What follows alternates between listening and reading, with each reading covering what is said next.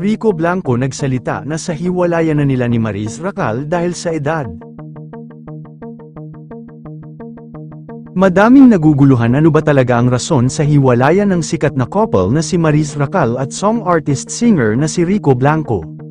Sa naganap na interview ni Maris Racal sa ABS-CBN, sinabi ng aktres na hiwalay na sila ni Rico Blanco.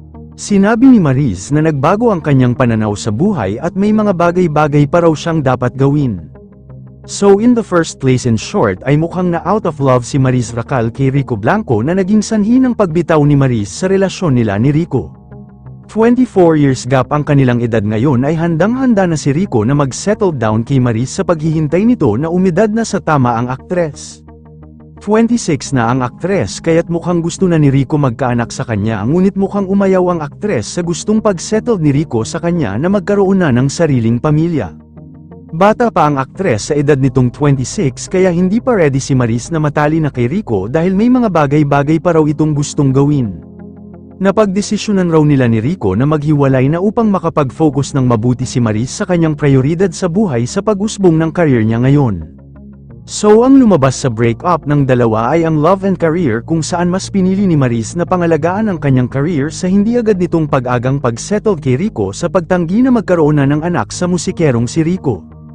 Kung hihintayin pa kasi ng 10 years ulit ni Rico si Maris ay mukhang malabo na ito dahil papatak na ng 60 years old ang singer kaya't mahihirapan na ito bumuo ng pamilya kung gano'n na ang kanyang edad. Madaming nagsasabi na karma na ni Rico ito dahil madami ng babae ang dumaan sa singer na madami ding nagtangkang na balak siyang asawahin ngunit walang nagtagumpay at sa panahon na gusto na ni Rico na magkapamilya kay Maris ay ayaw ng aktres dahil masyado pa raw siyang bata kung mangyayari ito.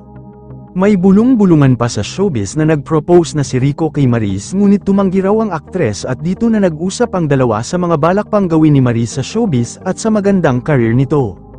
5 years din na nagkarelasyon si Rico at Maris ngunit sa hiwalayan din pala ito babagsak.